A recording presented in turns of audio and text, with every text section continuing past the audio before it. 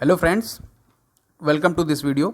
आज हम लोग नया टॉपिक शुरू करने जा रहे हैं which is transportation in animals and plants. अब जैसे आप लोगों ने पढ़ा था कि किस तरह से फूड हो गया या ऑक्सीजन हो गई या जितनी भी चीज़ें हैं आपकी बॉडी में ट्रांसपोर्ट की जाती हैं। प्लांट्स की बॉडी में भी आपने देखा था कैसे मिनरल्स वगैरह जो है उसकी लीव्स तक ट्रांसपोर्ट किए जा रहे थे रूट्स के थ्रू, और कहीं ना कहीं से उसके बॉडी पार्ट्स में पहुंचाया जा रहा था। फिर फूड को स्टोर करने के लिए डिफरेंट पार्ट्स में ले जाया जा रहा था। और हम लोग की ह्यूमन बॉडी में भी आपने देखा किस तरह से आपके फूड को जो है पूरी बॉडी में जो कुछ ना कुछ ट्रांसपोर्ट मैकेनिज्म होता है जिसके थ्रू वो पहुंचाया जाता है, जिससे एनर्जी रिलीज होती है, सभी सेल्स तक आपकी ऑक्सीजन पहुंचाई जाती है। ये सब चीज़ें करने के लिए कुछ ना कुछ मैकेनिज्म आपकी बॉडी में प्रेजेंट होता है। आप में प्लांट्स में सभी में कुछ ना कुछ प्रेजेंट होता है। तो हम सभी जितने भी ऑर्गेनिज्म हैं सभी में फूड, वाटर और ऑक्सीजन की नीड होती है। उनके सर्वाइवल के लिए, उनको जिंदा रहने के लिए फूड, वाटर, ऑक्सीजन की नीड होती है। They need to transport all these to various parts of their body. अब इन सभी को आपके वेरियस बॉडी पार्ट्स तक पहुंचाने के लिए भी कुछ ना कुछ होना चाहिए मैकेनिज्म। फर्दर एनिमल्स जो होते हैं उनमें क्या होता है, वेस्ट्स को जो है उनके एक्सक्रीटरी पार्ट्स तक पहुंचाना भी जरूरी होता है, उनका भी ट्रांसपोर्टेशन होता है, वो भी किसी के थ्रू हो रहा होगा। फिर have you wandered how all this is achieved. अब कैसे ये सब चीज़ें होती हैं, क्या आपने कभी सोचा है? अब आप ये वाला फिगर देखिए, इसमें आपको यहाँ पे ये हार्ट दिखाई पड़ रहा होगा, फिर ये वेन्स भी दिखाई पड़ रही होंगी, आर्टरीज दिखाई पड़ रही होंगी ब्लू और रेड कलर में, है ना। तो इस तरह से कुछ ये आपका ट्रांसपोर्टेशन मैकेनिज्म है। यही सारा काम ये लोग जो हार्ट है, वेन्स है, आर्टरी है, यही ट्रांसपोर्टेशन का पूरा वर्क आपकी बॉडी में करते हैं और ये रेगुलरली चलता रहता है। ठीक है, तो इसी को हम लोग सर्कुलेटरी सिस्टम भी कह देते हैं। यही ट्रांसपोर्ट का जितने भी सब्सटेंस आपके इधर उधर बॉडी पार्ट्स में पहुंच रहे हैं सभी को ट्रांसपोर्ट करने का काम यही सर्कुलेटरी सिस्टम के थ्रू किया जाता है। इस चैप्टर में आप लोग transport of substances in animals and plants पढ़ेंगे। ठीक है, कैसे उनका जो सब्सटेंसेज का ट्रांसपोर्ट है एनिमल्स और प्लांट्स के अंदर होता है, ये चीज़ हम लोग को पढ़नी है इस चैप्टर में। तो पहले हम लोग शुरुआत करेंगे ह्यूमन के सर्कुलेटरी सिस्टम से। जो ह्यूमन में सर्कुलेटरी सिस्टम प्रेजेंट होता है, ये जो फिगर आप देख रहे हैं इसको हम लोग थॉरोली पूरा पढ़ेंगे, क्या है इसमें, क्या मैकेनिज्म यूज़ हो रहा है। तो सबसे पहले हम लोग शुरुआत करेंगे ब्लड से। ठीक है, तो ये जो आपको वेन्स दिखाई पड़ रही हैं, वेन्स हो गई, आर्टरीज हो गई, तो इन सभी में कुछ ना कुछ फ्लूइड कोई ना कोई फ्लो कर रहा होगा। तो लिक्विड जो आपका फ्लो कर रहा है इन सब चीज़ में, लिक्विड फ्लो कर रहा होगा तभी तो कुछ ये सब ट्रांसपोर्टेशन इन सभी चीज़ों का हो रहा है। तो ये किसके थ्रू हो रहा है? उसी फ्लूइड को हम लोग ब्लड बोल दे रहे हैं। ठीक है, तो इसी ब्लड में एब्जॉर्ब होकर सब चीज़ें आपकी डिफरेंट जगहों तक पहुँचती हैं।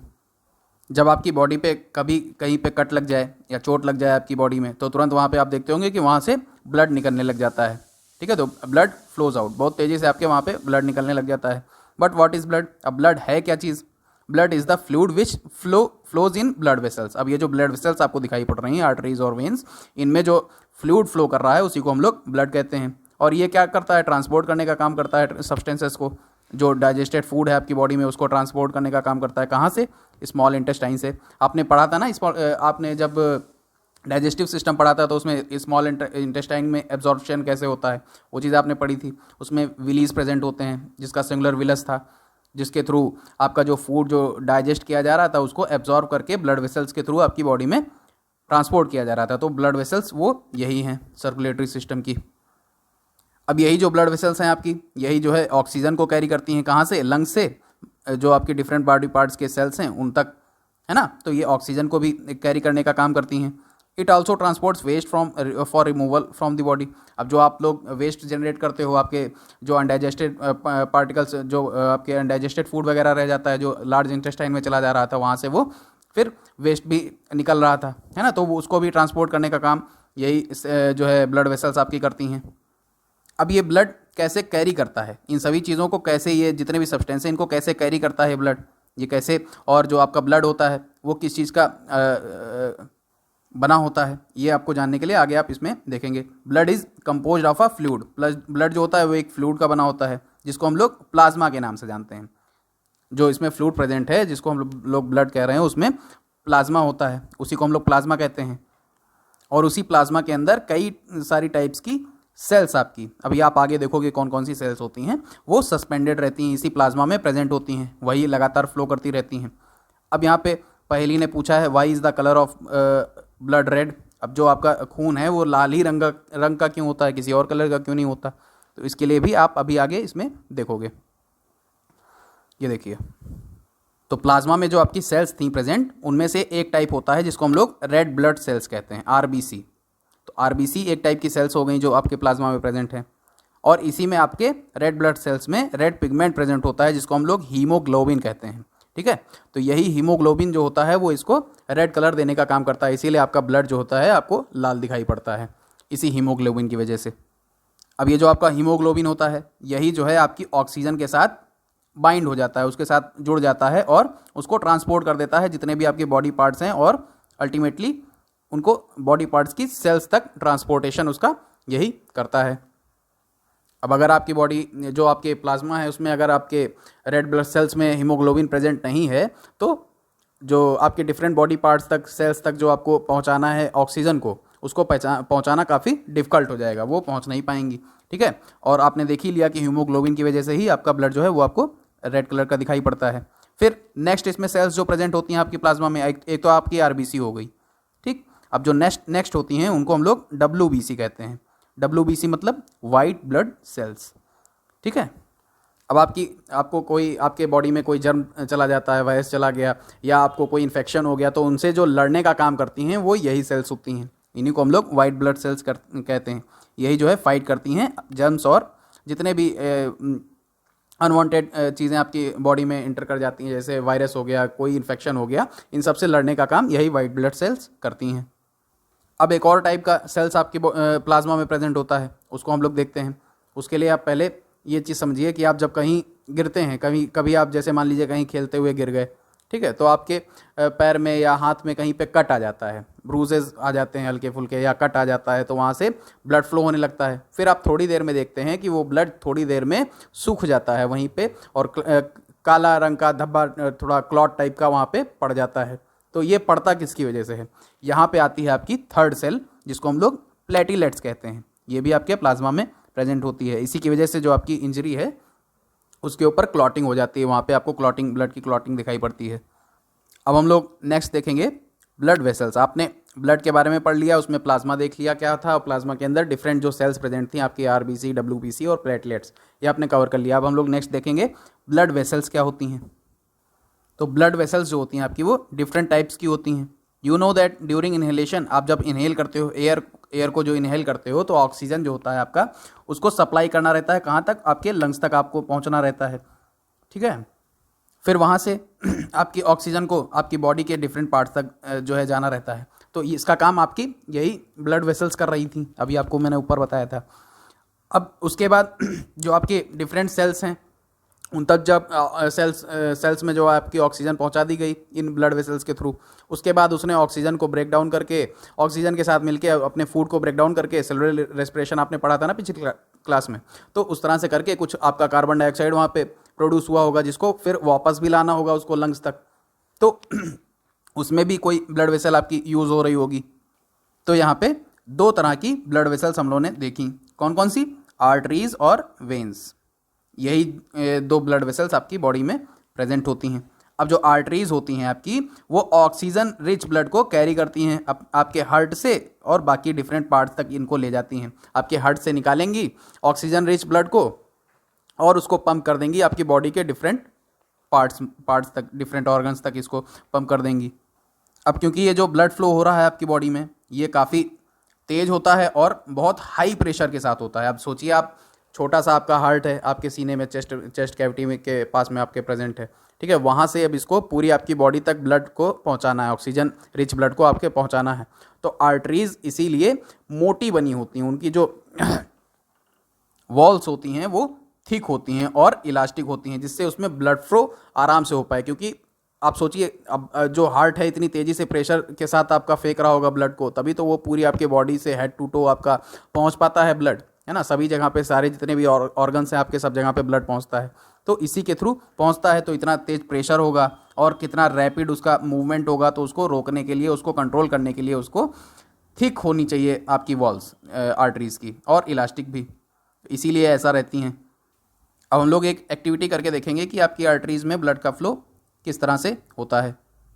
आपको अपने हाथ की इंडेक्स फिंगर को, है ना, ये जो आपके अंगूठे के बगल की जो उंगली होती है उसको हम लोग इंडेक्स फिंगर कहते हैं, और मिडिल फिंगर, इन दोनों को लेके आपको अपने एक कलाई के ऊपर, ये आपकी कलाई है मान लीजिए, है ना, ये आपकी यहाँ पे कलाई है, इसके ऊपर आपको इन दोनों को इनर साइड पे कलाई के आपको पुट करना है, बीच में यहाँ पे रखना है इन दोनों उंगलियों को।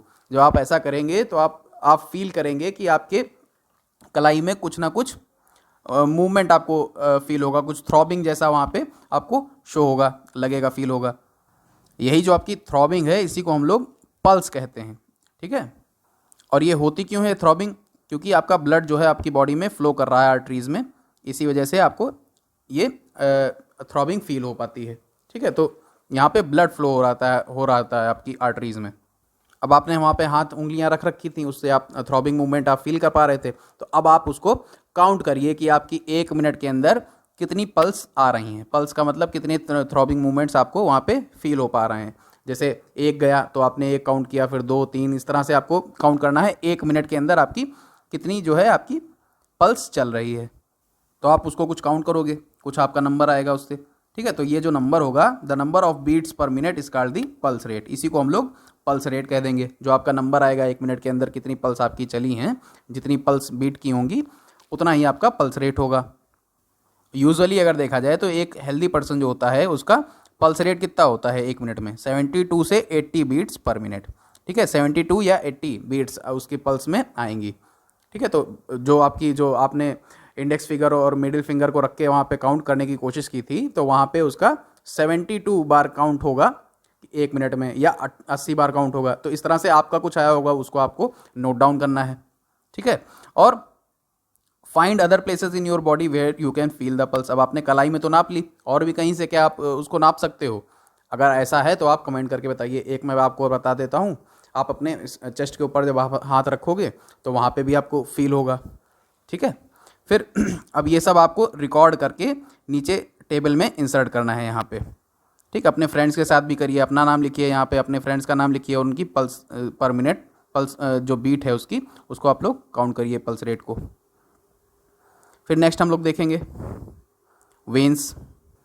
अब आपकी आर्टरीज होती हैं वो तो ऑक्सीजन रिच ब्लड को कैरी कर रही थी आपके डिफरेंट बॉडी पार्ट्स तक, लेकिन जो वेन्स होती हैं वो कार्बन डाइऑक्साइड रिच ब्लड को कैरी करती हैं। आपके जितने भी पार्ट्स के सेल्स थी वहाँ से कार्बन डाइऑक्साइड को रिच को, जो आपका कार्बन डाइऑक्साइड रिच ब्लड है उसको कैरी करके वो हार्ट तक लेके जाती हैं। अब इस काम में उसको कोई ऐसा मेहनत का काम, उतना प्रेशर उसको झेलना नहीं रहता, इसलिए उसकी वॉल्स जो होती हैं वो थिन होती हैं। अब जो आपकी आर्टरीज थी उसको तो थिक और इलास्टिक वॉल चाहिए थी, लेकिन क्योंकि उसमें उतना रैपिड एक्शन था और आपका प्रेशर कितना ज़्यादा था ब्लड का, ठीक। लेकिन यहाँ पे जो है ऐसा कुछ नहीं है, तो इसलिए इसकी वॉल्स जो होती हैं वो थिन रहती हैं। और जो आपकी वेन्स होती हैं उसके अंदर में वॉल्स प्रेजेंट होती हैं। ये देखिए कुछ ऐसे मान लीजिए आपकी वेन है, ये आपकी वेन है, ये मान लिया आपने वेन है आपकी, तो इसमें कुछ इस तरह से आपकी जगह जगह पे वॉल्स प्रेजेंट होती हैं, जिससे खाली जो है ये हार्ट की तरफ, ये मान लीजिए आपका हार्ट की तरफ जा रहा है, ठीक है, ये वाला सिरा इसका, और ये वाला किसी बॉडी पार्ट के थ्रू आ रहा है। तो यहाँ से जब ब्लड ऊपर की ओर आएगा, सॉरी ये जो आपका है, सॉरी ये वाला पोर्शन आपका, एक मिनट में फिर से बताता हूँ। ये वेन्स मान लीजिए हैं आपकी, तो इसमें मान लीजिए ये सिरा गया है आपका हार्ट की तरफ इसका, और ये सिरा किसी बॉडी पार्ट से आ रहा है, यहाँ से आपका ब्लड आ रहा है कार्बन डाइऑक्साइड रिच। तो इसमें वॉल्स कुछ इस तरह से प्रेजेंट होती हैं बीच बीच में। ये करती क्या है कि इस पार्ट से तो आपका ब्लड यहाँ से यहाँ पास हो जाएगा, यहाँ से यहाँ पास हो जाएगा, इस तरह से डायरेक्टली हार्ट की तरफ फ्लो करेगा। लेकिन अगर ब्लड वापस से नीचे की ओर आना चाहे, इसमें ऐसे बैक मूवमेंट हो, तो ये जो वॉल्स होती हैं कुछ इस तरह से होती हैं और ये नीचे की ओर आने नहीं देंगी ब्लड को, ब्लड यहीं पे फंस जाएगा। ये वॉल्स तुरंत जो है ऐसे बंद हो जाएंगी, है ना।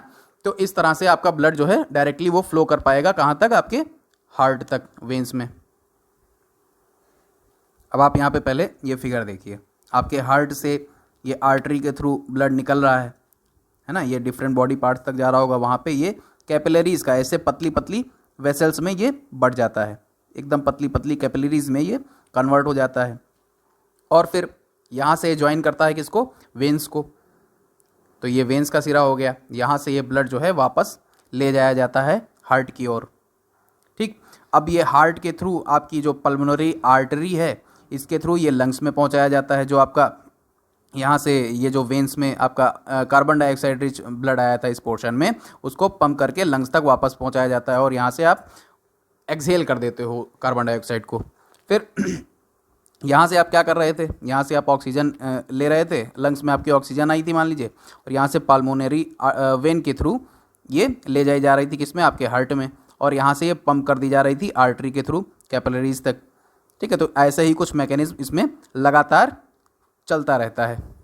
अब यहाँ पे देखिए बूझो जो है वो कंफ्यूज हो गया है कि आर्टरी जो होती है वो तो हमेशा ऑक्सीजन रिच ब्लड को कैरी करती है, फिर यहाँ पे जो आपने देखा कि पल्मोनरी आर्टरी जो होती है वो तो कार्बन डाइऑक्साइड रिच ब्लड को जो है ले जा रही थी, है ना, कार्बन डाइऑक्साइड रिच जो था उसको आप के लंग्स तक पहुँचा रही थी।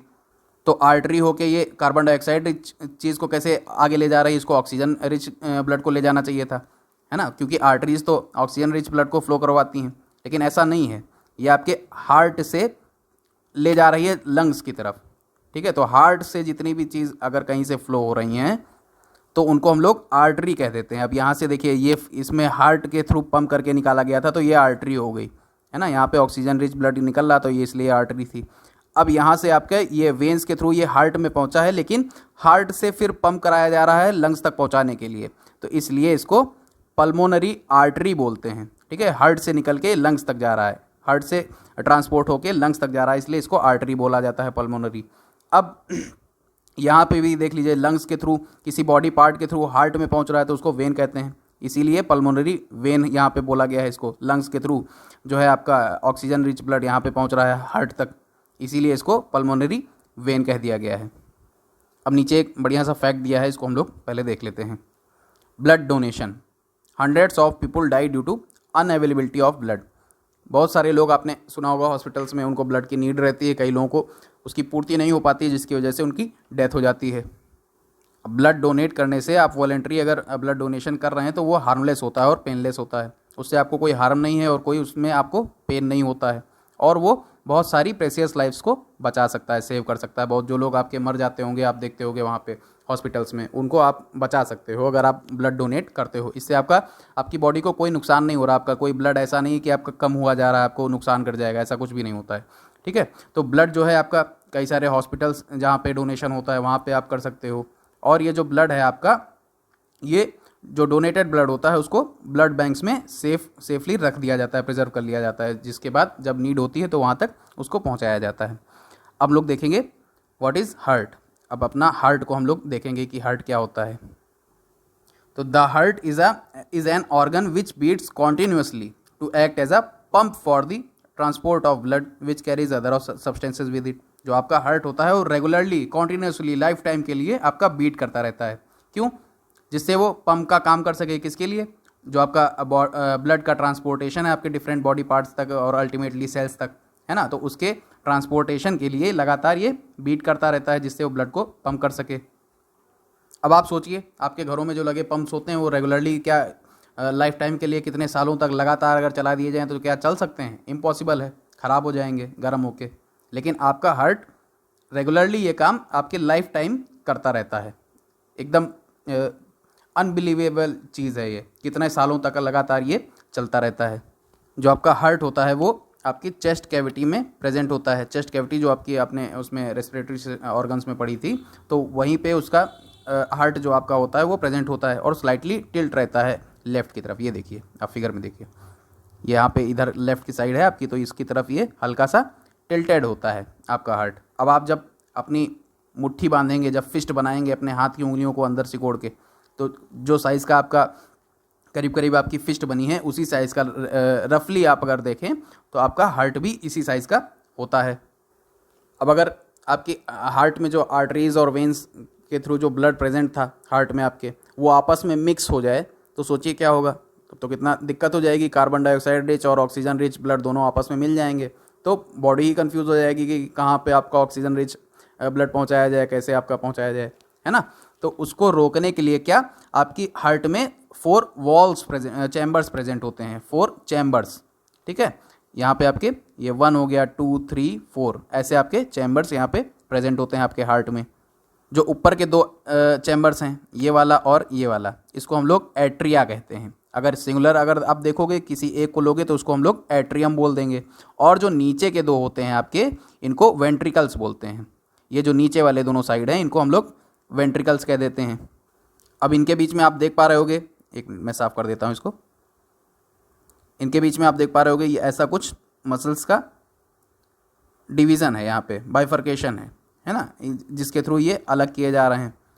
यहाँ पे आपका कार्बन डाइऑक्साइड रिच ब्लड होगा और यहाँ पे आपका ऑक्सीजन रिच ब्लड होगा। तो इन दोनों को अलग रखने के लिए ऐसा कुछ आपका बीच में बाउंड्री प्रेजेंट होती है। इस हार्ट के अंदर कैसे आपका ब्लड फ्लो कर रहा होगा, इसका सर्कुलेशन पहले समझने के लिए आपको ये फिगर आपने जैसे देखा था, यहाँ पे देखिए किस तरह से यहाँ पे आपके डिफरेंट ऑर्गन्स तक सब कुछ पहुँचाया जा रहा था, फिर वापस से हार्ट तक आ रहा था, फिर लंग्स तक जा रहा था, कैसे हो रहा था। तो यहाँ से आपके लंग्स में मैंने बताया आपके ऑक्सीजन आती है ना, ऑक्सीजन फिल हुई यहाँ से, फिर वो ब्लड में डिजॉल्व होके पल्मोनरी वेन के थ्रू वो पहुंची कहाँ पे, आपके हार्ट में। तो इस वाले साइड में जो आपका लेफ्ट वाला साइड है हार्ट का, यहाँ पे आपकी जो ऊपर एट्रिया प्रेजेंट थी, है ना, ये देखिए ये जो आपका एट्रियम प्रेजेंट है, यहाँ पे आपका पहुंचा ऑक्सीजन रिच ब्लड।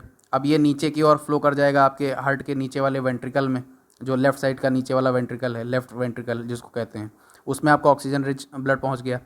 और यहाँ से ये जो है फ्लो करा दिया गया कहाँ पे, आर्टरीज़ के थ्रू। ये जो आर्टरीज़ हैं इनके थ्रू डिफरेंट बॉडी पार्ट तक फ्लो करा दिया गया। फिर वहाँ पे कुछ ट्यूब्स जैसा फॉर्मेशन होगा जिनको हम लोग कैपिलरीज कह दे रहे थे, वहाँ से वो वही ट्यूब्स फॉर्मेशन जो आपका होगा वो वेन्स से उसको कनेक्ट करेगा। फिर वेन्स के थ्रू आपका जो कार्बन डाइऑक्साइड, यहाँ पे क्योंकि ऑक्सीजन यूज्ड अप हो गई और कार्बन डाइऑक्साइड जनरेट हो गई, तो वो उसको उस तरह के रिच ब्लड को, कार्बन डाइऑक्साइड रिच ब्लड को लेके वेन्स जो है आपकी वापस से हार्ट में पहुँचाएंगी। फिर हार्ट के ऊपर वाले जो चैम्बर्स है वहाँ से पंप होकर आपकी पल्मोनरी आर्टरी के थ्रू ये वापस से कार्बन डाइऑक्साइड आपकी लंग्स तक पहुँच जाएगी और यहाँ से ये बाहर निकाल दी जाएगी। ठीक है, तो इस तरह से आपका सर्कुलेशन हो रहा था। अब यहाँ पे आप इसको देख लीजिए, हार्ट के फिगर को इसमें समझ लीजिए एक बार। यहाँ पे आपका क्या था, ऊपर देखिए, यहाँ पे आपका लेफ्ट एट्रियम प्रेजेंट है, ये लेफ्ट एट्रियम है आपका, नीचे साइड इसका लेफ्ट वेंट्रिकल है, इसके इधर राइट साइड में यहाँ पे राइट एट्रियम प्रेजेंट है और नीचे के साइड में यहाँ पे राइट वेंट्रिकल प्रेजेंट है। ठीक, तो ब्लड जो होगा आपका, जो आपके लंग्स के थ्रू, ये जैसे आपका आपने देखा था यहाँ पे लंग्स आपके दो हो गए। ठीक है, अब ये मान लीजिए इसमें आपका ऑक्सीजन रिच ब्लड जो है वो आपका पंप हो रहा है कहाँ पे, हार्ट में लाया जा रहा है। वो किसके थ्रू आ रहा था, आपका पल्मोनरी वेन के थ्रू। तो पल्मोनरी वेन ढूंढिए आप कहाँ पे है, ये देखिए ये पल्मोनरी वेन है। तो यहाँ के थ्रू आपका ब्लड इस लेफ्ट एट्रियम में पहुँचता है। ठीक है, तो लेफ्ट एट्रियम में यहाँ पे आपका ब्लड जो ऑक्सीजन रिच ब्लड है वो पहुँचता है यहाँ पे, फिर वो फ्लो करके नीचे पहुँच जाता है कहाँ पे, लेफ्ट वेंट्रिकल में, यहाँ पे आ जाता है आपका ब्लड जो ऑक्सीजन रिच है।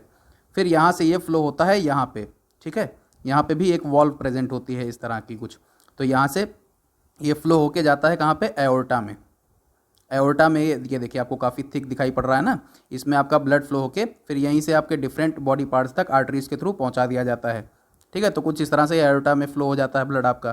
फिर अब जब सेल्स तक आपके ब्लड पहुंच गया, वहाँ पे ऑक्सीजन यूज़ हो गई, कार्बन डाइऑक्साइड जब जनरेट हो गई, तो उसको जो आपकी जो वेन्स हैं आपकी, उसको वापस से लेके आती हैं आपके हार्ट तक। कैसे वो आती हैं उसका मैकेनिज्म एक बार देख लीजिए। जो वेन्स के थ्रू आपका ब्लड आएगा वो ऊपर का, ये देखिए एक वेना कावा यहाँ पे दिखाया जा रहा है, ये वाली हो गई, और एक वेना कावा ये भी है। तो इसको, ये ऊपर वाली जो होती है इसको सुपीरियर बोलते हैं। ठीक है, और नीचे वाली जो होती है इसको इन्फीरियर बोलते हैं। यहाँ से कुछ यहाँ पे निकला होगा ये, और ये रहेगा। ठीक है, तो आपका जो कार्बन डाइऑक्साइड रिच ब्लड है, CO2 रिच ब्लड जो है आपका, वो लाया जाएगा इन वेन्स के थ्रू। जो वेना कावा है इनके थ्रू ये आपका राइट एट्रियम में पहुँच जाएगा, यहाँ पर आपका आ जाएगा। ठीक, अब ये कार्बन डाइऑक्साइड रिच ब्लड जो आपका होगा ये वापस से नीचे की ओर इसमें चला जाएगा, कहाँ पे पहुँचेगा, राइट वेंट्रिकल में। यहाँ पे वॉल्व लगी हुई है ना, तो यहाँ पहुँच गया। अब यहाँ से ये फिर से ऊपर की ओर फेंक दिया जाएगा, पंप कर दिया जाएगा, और पल्मोनरी आर्टरी के थ्रू आपका ये वापस से कहाँ पहुँच जाएगा, आपके लंग्स तक। ठीक है, तो कुछ इस तरह से आपका CO2 जो है वहाँ से फिर एक्सहेल कर दिया जाएगा। तो इस तरह से इसकी हार्ट की आपकी फंक्शनिंग थी। इसको आप लोग रिपीट मोड में दोबारा से डाल के इसको फिर से सुन सकते हैं अगर नहीं समझ में आया हो तो। ठीक है, तो कुछ इस तरह से आपकी हार्ट की फंक्शनिंग थी। अब हम लोग देखेंगे हार्ट बीट क्या होती है। तो हार्ट बीट क्या होती है, इसको पहले आप लोग इसी फिगर में एक बार फिर से समझने की कोशिश करिए, उसके बाद जो बुक में लिखा है वो भी मैं रीड कर दूंगा। पहले मैं इसको मिटा लेता हूँ। यहाँ पे होता क्या है, ये आपकी जो यहाँ पे आप वॉल्व देख रहे हो, इसको हम लोग क्या कहते हैं, ये होती है आपकी मिट्रल वॉल्व, इसको हम लोग मिट्रल वॉल्व कहते हैं। ठीक है, तो ये मिट्रल वॉल्व हो गई। और ये जो आपकी है इसको हम लोग क्या कहते हैं, ट्राइकस्पिड, ट्राइकस्पिड वॉल्व यहाँ पे प्रेजेंट होती है आपकी। अब यहाँ पे जो आपकी वॉल्व होगी नेक्स्ट जो एरोटा की तरफ होगी अपोजिट साइड में इस तरह की कुछ, तो यहाँ पे जो आपकी वॉल्व होगी इसको हम लोग कह देते हैं क्या, एरोटिक वॉल्व, एरोटिक वॉल्व। और यहाँ पे जो आपका कार्बन डाइऑक्साइड रिच ब्लड जहाँ से फ्लो कर रहा था आपके जाने के लिए पल्मोनरी आर्टरी में, लंग्स में, तो यहाँ पे भी कुछ इस तरह की वॉल्व प्रेजेंट होगी, इसको हम लोग क्या कह देंगे, पल्मोनरी वॉल्व। ठीक है, तो कुछ इस तरह से आपकी वॉल्व्स यहाँ पे प्रेजेंट होती हैं। अब इन्हीं के मूवमेंट से आपकी ये जो हार्ट बीट है, जो लब डब की साउंड आती है आपकी, लब डब, ये जो साउंड होती है आपकी जब आप हार्ट के ऊपर रखोगे हाथ, या जो डॉक्टर्स होते हैं स्टेथोस्कोप से अपना सुनने की कोशिश करते हैं, वो यही साउंड उनको सुनाई देती है लब डब की। अब इन्हीं के वॉल्व्स के ओपनिंग और क्लोज होने से ऐसी साउंड प्रोड्यूस होती है। तो इसका मैकेनिज्म समझिए आप। जब आपकी लेफ्ट एट्रियम से और राइट एट्रियम से आपका ब्लड नीचे की ओर आएगा आपकी राइट वेंट्रिकल और लेफ्ट वेंट्रिकल में, तो ये फिर वॉल्व आपकी जो मिट्रल वॉल्व है और जो आपकी ट्राइकस्पिड वॉल्व है ये क्लोज होंगी। ठीक है, तो इनका एक क्लोजिंग ये हुई, इस क्लोजिंग से जो साउंड निकलेगी उसको हम लोग कह देंगे लब। तो ये पहली साउंड हो गई आपकी लब। फिर अब ब्लड फ्लो करके ऊपर जाएगा आपकी एओर्टा में और आपकी पल्मोनरी आर्टरी में, तो वो किसके थ्रू जाएगा, वो आपकी एरोटिक वॉल्व और जो है पल्मोनरी वॉल्व के थ्रू जाएगा। अब जब ये क्लोज होंगी तो यहाँ पे साउंड आएगी डब। ठीक है, तो कुछ इस तरह से जब ये इनकी ओपनिंग और क्लोजिंग की वजह से यहाँ पे साउंड आती हैं लब और डब की, जो इनमें जो वॉल्व्स प्रेजेंट है आपके हार्ट में, तो यही साउंड होती है, इसको हम लोग लब डब कहते हैं। यही आपकी एक हार्ट बीट को बनाती है। अब हम लोग देख लेते हैं एनसीईआरटी की किताब में यहाँ पे क्या लिखा हुआ है। जो आपकी हार्ट के चैम्बर्स की वॉल्स होती हैं वो बनी होती हैं मसल्स से। ठीक है, these muscles contract and relax rhythmically. अब ये एक बार कॉन्ट्रैक्ट होंगी फिर रिलैक्स मोड में आएंगी, फिर कॉन्ट्रैक्ट होंगी फिर रिलैक्स मोड में आएंगे, ऐसे रिदमिकली लगातार मसल्स आपकी कॉन्ट्रैक्ट और रिलैक्स होती रहती हैं। फिर this rhythmic contraction followed by its relaxation constitute a heart beat. अब यही जो आपका एक बार जैसे अगर आपका कॉन्ट्रैक्ट हुई फिर रिलैक्स हुई, इसी को रिदमिकली अगर ये लगातार चलती रहती है तो इसी को जैसे एक बार हुई तो उसको हम लोग एक हार्ट बीट कह देते हैं। वहाँ पे एक लब डब की साउंड प्रोड्यूस हो गई। अब आपकी जो हार्ट बीट है ये आपकी लाइफ टाइम जो है चलती रहती है, लगातार कंटिन्यू जो है ये चलती रहती है। अब आप अगर अपना हाथ जो है लेफ़्ट साइड में अपने चेस्ट के रखोगे, जहाँ पे आपको मैंने बताया था कि कुछ वैसे आपके लेफ़्ट जो चेस्ट होता है उसकी जो चेस्ट कैविटी होती है वहाँ पे हार्ट प्रेजेंट होता है आपका, तो वहाँ पे जब आप हाथ रखोगे तो आप ये जो साउंड है हार्ट बीट है इसको लब डब वाली साउंड जो है आप फील कर पाओगे। ठीक है, कुछ धुक धुक करके आवाज़ आपको वहाँ पे फील होगी अपने हाथ से। अब इसको सुनने के लिए जो आपके डॉक्टर्स होते हैं वो हार्ट बीट्स को सुनने के लिए क्या करते हैं, स्टेथोस्कोप का यूज़ करते हैं। ठीक है, ये एक इंस्ट्रूमेंट होता है जो आपकी हार्ट बीट को सुनने के काम आता है। इससे होता क्या है, जो आपकी हार्ट की साउंड है उसको वो एम्पलीफाई कर देता है। जो आपका स्टेथोस्कोप है ये आपकी हार्ट की जो लब डब की साउंड है उसको एम्पलीफाई कर देता है, थोड़ा सा तेज़ कर देता है, जिससे डॉक्टर इसको फील कर पाते हैं अच्छे से और उसके थ्रू वो आपको बता सकते हैं कि आपको क्या भी जो है आपकी ब्लड में आपके हार्ट में कुछ दिक्कत है या नहीं है, नॉर्मल आपकी जो है हार्ट बीट चल रही है। इस स्टेथोस्कोप में होता क्या है, एक चेस्ट पीस प्रेजेंट होता है, ये देखिए कुछ इस तरह का ये चेस्ट पीस प्रेजेंट होता है जिसको हम लोग हार्ट पे अपने रखते हैं, अपने चेस्ट के ऊपर इसको रखते हैं। ठीक है, जो डॉक्टर्स होते हैं वो आपके चेस्ट के ऊपर इसी को रखते हैं, या कई बार देखते होंगे पीठ की तरफ से भी रखते हैं बच्चों के, है ना, तो जहाँ से उनको नॉर्मली उनको सुनाई दे पाती है बीट, वहाँ पे ये लोग स्टेथोस्कोप रखते हैं इसका चेस्ट पीस को। फिर ये एक ट्यूब के थ्रू कनेक्टिंग, इसमें जो आपका चेस्ट पीस है पहले तो इसमें आपका एक डायफ्राम भी प्रेजेंट होता है। ठीक है, वही सेंसिटिव होता है बहुत ज़्यादा, वही आपकी इस हार्ट बीट को फील कर पाता है। फिर ट्यूब के थ्रू आपका ये कनेक्ट होता है ईयर पीस से, जो आपका डॉक्टर्स आपके अपने कान में लगाते हैं उस ईयर पीस से इस ट्यूब के थ्रू कनेक्ट रहता है, जिसके थ्रू ये आपका हार्ट बीट की साउंड जो है वहाँ तक उसके कान तक पहुँच पाती है। ठीक है, तो कुछ इस तरह से आपके डॉक्टर्स जो होते हैं स्टेथोस्कोप की मदद से आपके हार्ट की कंडीशंस को फील कर सकते हैं, पता कर सकते हैं कि कुछ बीमारी है कि क्या है ना। हम लोग एक एक्टिविटी के थ्रू अपना खुद का एक स्टेथोस्कोप बनाने की कोशिश करेंगे। ठीक है, तो यहाँ पे एक एक्टिविटी दी है, इसमें करना क्या है, आपको एक फ़नल ले लेनी है। ठीक है, 6-7 सेंटीमीटर की आपको एक फ़नल ले लेनी है उसके डायमीटर की। फिर एक आपको ट्यूब भी, ये आपकी फ़नल हो गई, और आपकी एक ट्यूब आप ले लीजिए, मान लीजिए 50 सेंटीमीटर की आपने एक ट्यूब ले ली, जो आप अब ये जो ट्यूब होगी ये आप अपने कान की तरफ पकड़ोगे कुछ इस तरह से, और जो आपका फ़नल होगा ये आप अपने हार्ट पे रखोगे। उससे पहले आपका जो फ़नल में ऊपर के साइड में आपको एक, आप मान लीजिए गुब्बारा आप लेके आ गए, है ना, कोई भी इलास्टिक की चीज़ जो गुब्बारे टाइप की हो, उसको आपको यहाँ पे फैला के इसके ऊपर लगा लेना है, कवर कर लेना है इसके फ़नल के ऊपर वाले ओपन माउथ को। अब ऐसा कुछ आपको सेटअप बना के अपने हार्ट के ऊपर आप रख के इसको जब आप सुनोगे तो कुछ आपको थंपिंग की साउंड सुनाई देगी यहाँ पे, ठीक है। तो वो थंपिंग क्या है, कुछ नहीं है और आपकी वो हार्ट बीट ही है, ठीक है।